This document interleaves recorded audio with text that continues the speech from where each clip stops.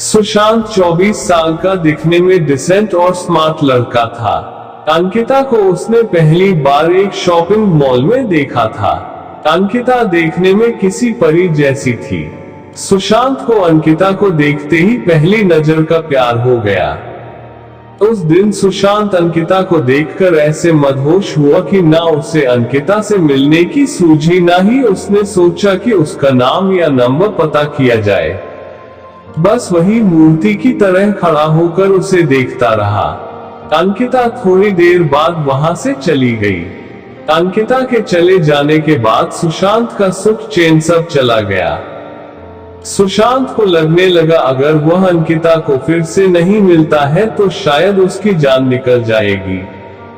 यह एहसास जितना दुखदाई था उतना ही अनोखा था। कहीं ना कहीं उसे ये सब अच्छा लग रहा था। शायद यह प्यार था, सच्चा प्यार। अंकिता को ढूंढने का और कोई जरिया था नहीं, इसलिए सुशांत अब हर दिन उसी मॉल में जाकर इंतजार करने लगा कि किसी दिन अंकिता वापस वहां आएगी तो वह उससे मिल पाएगा। पूरे 2 हफ्तों तक वह लगातार उस मॉल में जाता और पूरा दिन वहां पर अंकिता का इंतजार करता और हर आने जाने वाले लोगों पर नजर रखता। 2 हफ्ते बाद उसके सब्र का फल उसे मिला और एक दिन अचानक अंकिता खुद उसी के सामने आकर खड़ी हो गई। अचानक अंकिता को अपने सामने देख वो बहुत खुश हो गया और शॉक्ड भी। उसके मुंह से कोई शब्द नहीं फूट रहा था। जब काफी देर तक वह कुछ भी नहीं बोला तो अंकिता ने उसे कहा, क्या हुआ?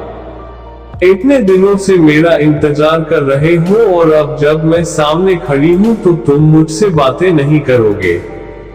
सुशांत ने चौंकते हुए कहा, हाँ करूंगा, बिल्कुल करूंगा। लेकिन पहले यह तो बताओ तुम्हें कैसे पता कि मैं इतने दिनों से यहाँ तुम्हारे लिए आता हूँ? उद्धरण चिन्ह। मुझे ये सब इसलिए पता है क्योंकि जिस दिन से तुमने मुझे देखा और उसके अगले दिन से तुम यहाँ हर रोज मेरी तलाश में आने लगे, उसी दिन से मैंने भी तुम पर जासूसी करना शुरू कर दी थी, अंकिता ने कहा। सुशांत के मन में एक और सवाल कोआ था। उसने पूछा, अच्छा ये तो समझ में आया कि तुमने मुझ पर बरोबर जासूसी की है, लेकिन फिर भी यह क्लियर नहीं हुआ कि तुम्हें कैसे पता चला कि मैं तुम्हारी तलाश में यहाँ पर आता था। और एक सवाल कि जब तुम्हें ये पता चल गया कि मैं तुम्हारे लिए यहाँ आता हूँ, तुम्हें अजीब नहीं लगा या मुझ पर गुस्सा नहीं आया? अगले दिन आकर जब तुमने मेरे बारे में उसी दुकान में पूछताछ की जहां से मैंने खरीदी की थी, तो उस दुकानदार ने तुम्हें तो मेरे बारे में कुछ भी नहीं बताया, लेकिन मैं उसकी रेगुलर कस्टमर हूं, इसलिए उसने फोन करके तुम्हारे बारे में मुझे सब कुछ बता दिया था। मुझे अजीब लगा था कि कोई क्यों मेरे बारे में छानबीन कर रहा है, इसलिए मैंने उसी दिन से यहाँ पर आकर तुम पर जासूसी करना शुरू कर दिया और दूर से ही तुम पर नजर रखने लगी, अंकिता ने कहा। अंकिता आगे बोली, उस दिन सिर्फ तुम्हें ही मैं पहली नजर में पसंद नहीं आई थी। मैंने भी तुम्हें मॉल में देखा था और मुझे भी तुम अच्छे लगे थे, इसलिए जब मैं तुम पर नजर रखने लगी तब मेरे मन में तुम्हारे बारे में और ज्यादा जानने की मंशा जागी, इसलिए मैं उसी दिन तुमसे बात करने के लिए नहीं आई और इन 2 हफ्तों में मैंने तुम्हारे बारे में काफी कुछ जाना। मुझे ये तो पता चल गया था कि तुम मुझे इसलिए खोज रहे हो क्योंकि तुम मुझसे प्यार करने लगे हो, लेकिन मुझे इस बात को कंफर्म करना था कि कहीं तुम्हारा प्यार सिर्फ शारीरिक आकर्षण तो नहीं है जो अक्सर इस उम्र में हो जाया करता है। लेकिन जैसे जैसे दिन बीत गए और मैंने देखा कि तुम बिना धीरज खोई और बिना इंटरेस्ट यूज किए उतनी ही शिद्दत से मेरे लिए यहाँ आते थे और मुझे तलाशते रहते थे, तो मुझे यकीन हो गया कि यह महज एक आकर्षण नहीं है बल्कि तुम सच में मुझसे प्यार करने लगे हो। और इस बात को तब और ज्यादा मजबूती मिल गई जब मैंने देखा कि मॉल में मुझसे भी ज्यादा सुंदर लड़कियां तुम्हारे पास से गुजरती थी, लेकिन तुम उनमें सिर्फ मेरा चेहरा देखना चाहते थे।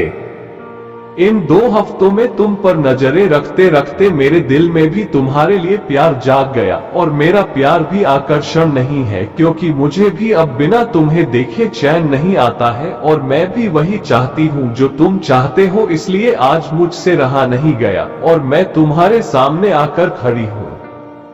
सुशांत ने अंकिता को अपना नाम बताया और उसका नाम पूछा और उसे प्रपोज किया। अंकिता ने हाँ कहा और दोनों के ही चेहरों पर अपने सपनों के हमसफर से मिलने की खुशी चमक उठी और एक प्यारी सी क्यूट लव स्टोरी का हैप्पी एंडिंग हुआ। दोस्तों, अगर ये स्टोरी रियल लाइफ आप सबको अच्छी लगी हो तो इसे लाइक करे, शेयर करे और नए होता हमारे चैनल को सब्सक्राइब जरूर करें, हमें सपोर्ट कीजिए। जय हिंद, जय भारत।